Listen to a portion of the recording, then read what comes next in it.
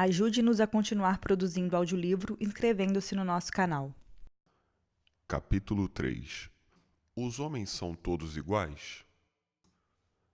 Hoje em dia, nos Estados Unidos, se o seu vizinho rico comprar um Cadillac e você quiser fazer a mesma coisa, nada o impede, desde que tenha o dinheiro. Mas na América colonial, poderia ter admirado a liga de ouro e prata que seu vizinho usava na perna, ou a faixa colorida que ele tinha no chapéu, ou talvez o chapéu bordado. Poderia economizar, até ter o dinheiro suficiente para comprar uma destas coisas, ou todas elas. Mas não se atreveria a usá-las, a não ser que pertencesse à classe certa. Em Massachusetts, em 1653, duas mulheres foram presas porque estavam usando capuzes e faixas de seda. Mas como os maridos valiam cada um 200 libras, foram soltas. Entretanto, pobre daquele infeliz que ousasse usar coisas de seda. Em todas as colônias, ou a pessoa tinha ou não tinha certos direitos, de acordo com a categoria ou com a propriedade que possuía, posição social e fortuna. Isso influía em quase tudo que se podia fazer na época. Se fosse para Harvard, não iria sentando em qualquer cadeira nas salas de aula, nem era distribuído de acordo com a letra do seu nome. Ah, isso não. Na América colonial não havia disso.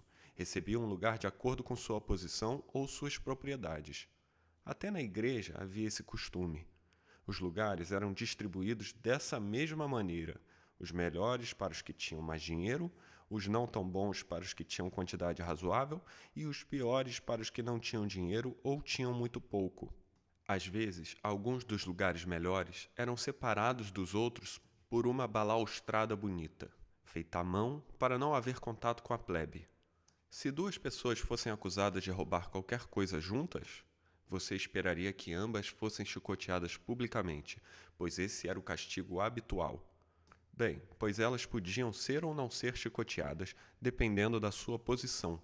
Assim, em 1631, quando o Sr. Josias Plaistow foi condenado por roubar milho aos índios, a corte apenas lhe impôs uma multa e forneceu instruções para que daí em diante ele fosse chamado por todos apenas Josias e não o Sr. Plaistow como antes.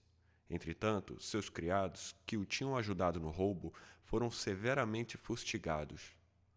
Hoje em dia, qualquer um terá o direito de votar se for cidadão do país e tiver a idade requerida. Na América colonial, era preciso ser branco, homem, e em muitas das cidades tinha que ser também filiado a um certo grupo religioso e possuir certas propriedades ou terras.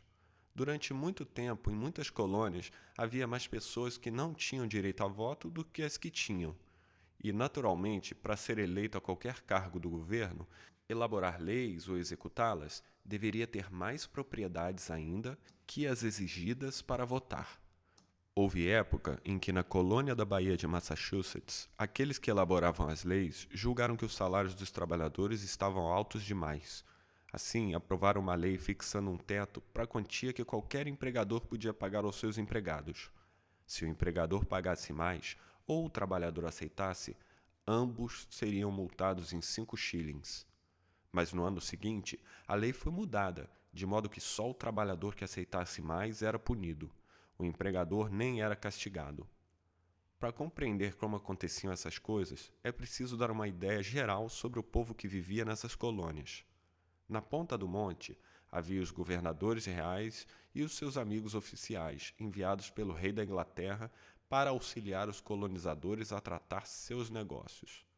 Comerciantes ricos, fazendeiros ricos, possuidores de grandes extensões de terra, esses também auxiliavam os colonizadores a cuidar de seus negócios. Eles eram a classe superior, as pessoas que se assinavam cavalheiro ou senhor antes dos nomes. Alguns tinham vindo para a colônia já com dinheiro. Alguns tinham trabalhado arduamente e chegado até em cima. Alguns eram apenas afortunados. Alguns eram amigos do governador e haviam obtido grandes áreas de terra em troca de muito pouco, ou mesmo em troca de um favor. De qualquer forma, não importa a maneira como tinham subido na vida, o fato é que eram a classe que governava. Usavam as roupas mais finas segundo a última moda chegada da Inglaterra, viviam nas casas melhores, tinham criados liberados ou ainda ajustados, ou escravos negros que trabalhavam para eles neste ou naquele mister. Eram as pessoas que tinham mais dinheiro, tinham a respeito de quase todos os colonizadores por causa de sua posição ou do dinheiro. Tinham o poder, dado pela posição ou dinheiro também. Votavam, eram eleitos para postos altos no governo e administravam de acordo com o que achavam que era melhor para os colonizadores. Eram a gente que fazia as leis.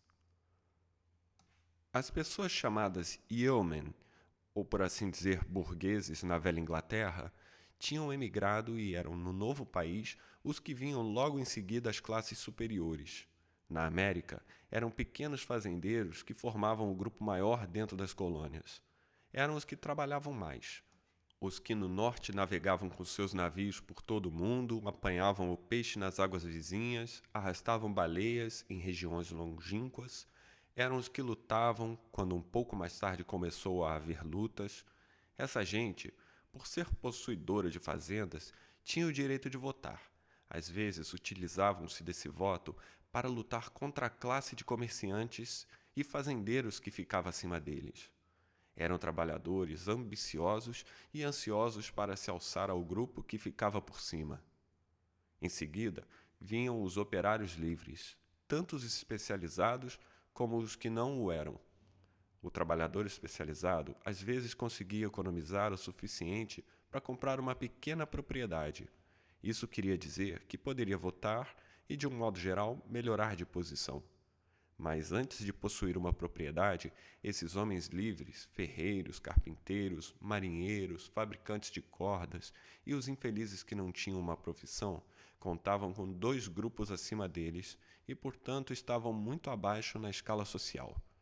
Abaixo deles estavam os criados ajustados. A felicidade de que gozavam durante o período de servidão dependia do tipo de amo que tivessem. Alguns tinham a sorte de cair nas mãos de patrões amáveis, que os não faziam trabalhar demais e que talvez até mesmo os ajudassem a ter um começo na vida quando terminasse o trato. Mas a julgar pelo grande número de anúncios procurando criados fugidos que apareciam nos jornais dessa época, somos levados a acreditar que os ajustados tinham uma vida bem infeliz.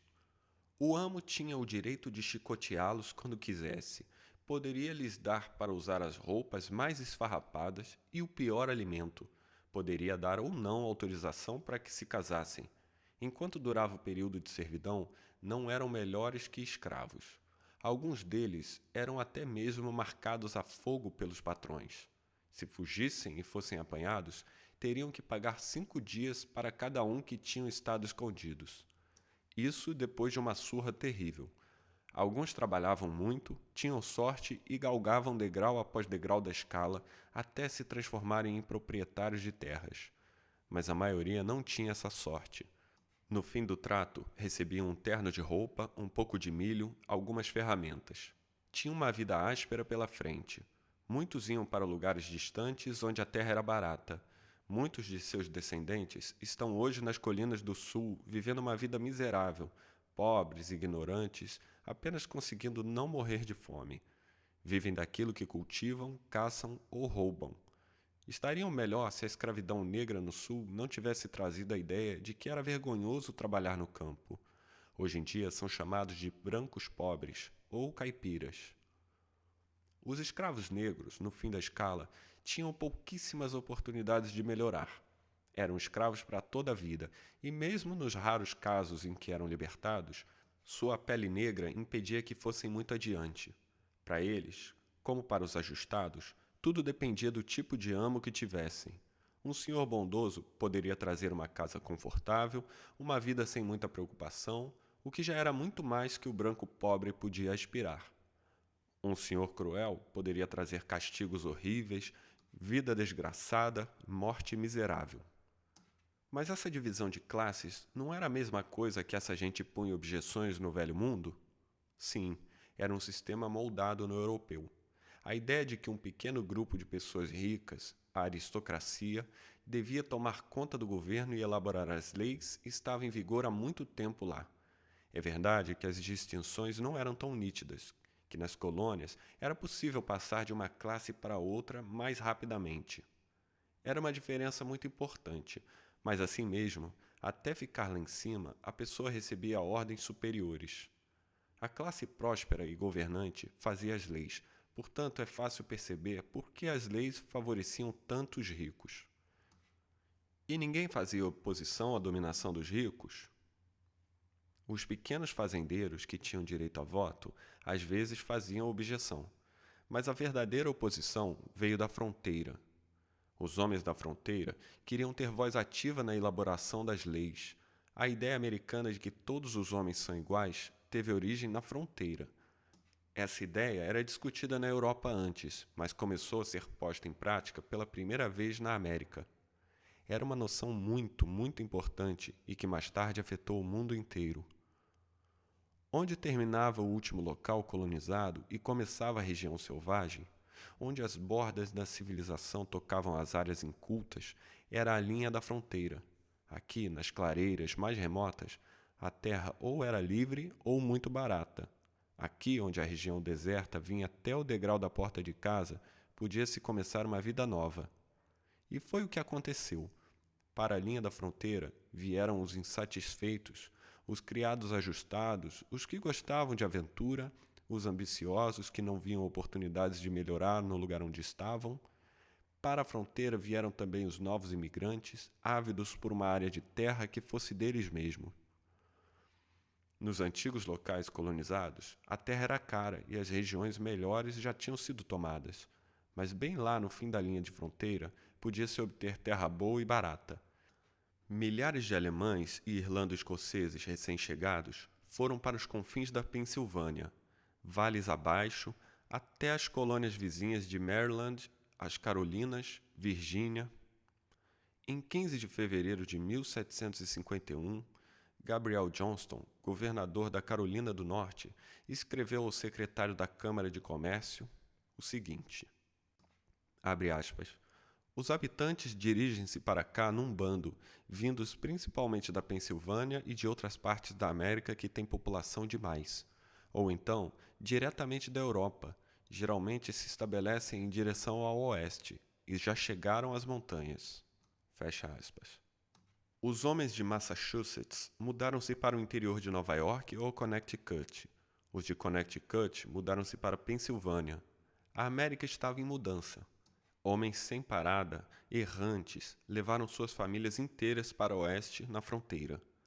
Era uma terra prometida para os oprimidos, os humilhados, os pobres. Terra. Essa era a chave da independência e prosperidade. Essa gente tinha fome de terra. À medida que chegava mais gente, a linha de fronteira continuou a se estender para o oeste. Os índios viram a linha rastejar em direção a eles, empurrando-os para diante cada vez mais. O comércio de peles já não se fazia nas bordas dos lugares colonizados, e sim seguia a trilha dos índios em direção à vastidão selvagem. O caçador branco e o armadilheiro faziam a mesma coisa. Com esses indivíduos, os índios não brigavam, a não ser quando os enganavam num negócio, coisa que frequentemente faziam.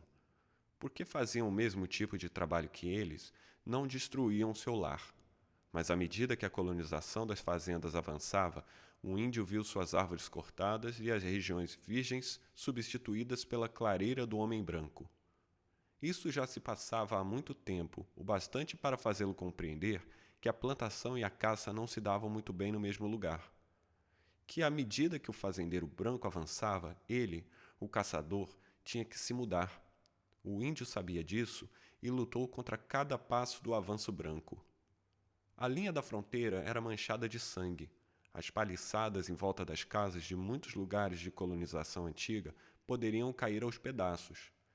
Em 1760, havia muitas pessoas nas cidades costeiras que nunca tinham visto um índio. Mas na fronteira, as paliçadas, com buracos de vigia à altura dos ombros, para que se pudesse introduzir o rifle, estavam sempre ali. As mulheres e crianças, tanto os meninos quanto as meninas, não podiam andar muito longe da casa. Tinham que aprender muito cedo a prestar atenção aos mais leves ruídos.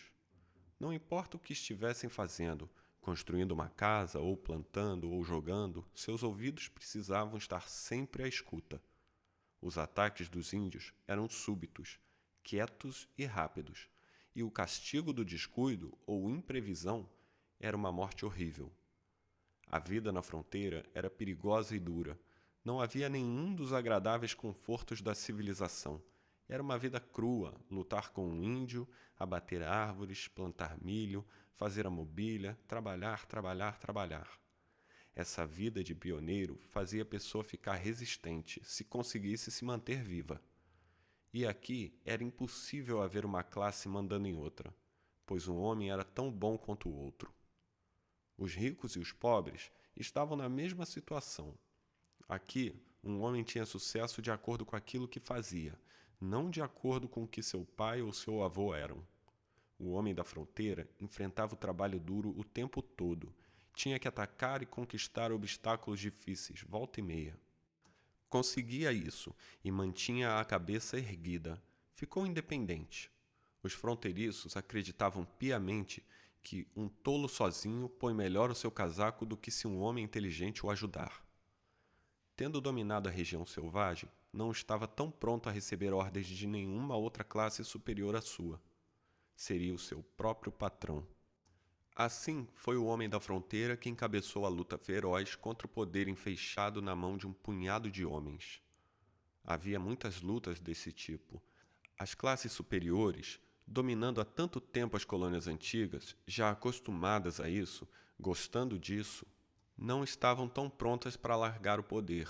Deixar essa gente grosseira, sem educação, que se vestia e morava como selvagens, deixá-los discutir se eles tinham autoridade? Absurdo. Ensinariam a esses oportunistas vulgares sem refinamento a respeitar seus superiores. Os ricos, comerciantes e proprietários de terras na costa jamais entregariam o seu poder de elaborar leis a esses caipiras incultos, a menos que fossem forçados. Havia diferenças locais na motivação para as inúmeras brigas entre as diversas colônias, mas os lados opostos em todas elas eram os mesmos praticamente. As classes superiores das colonizações costeiras antigas no leste contra os fronteiriços do oeste que estavam em crescimento. Impostos excessivos, injustos, problemas sobre a posse de terras, às vezes eram estas as causas. Muitas vezes eram criados ressentimentos profundos, porque o oeste sentia que o leste não estava mandando suficientes soldados para lutar com os índios. Em outros lugares, o oeste queria o direito de mandar mais representantes para elaborar as leis.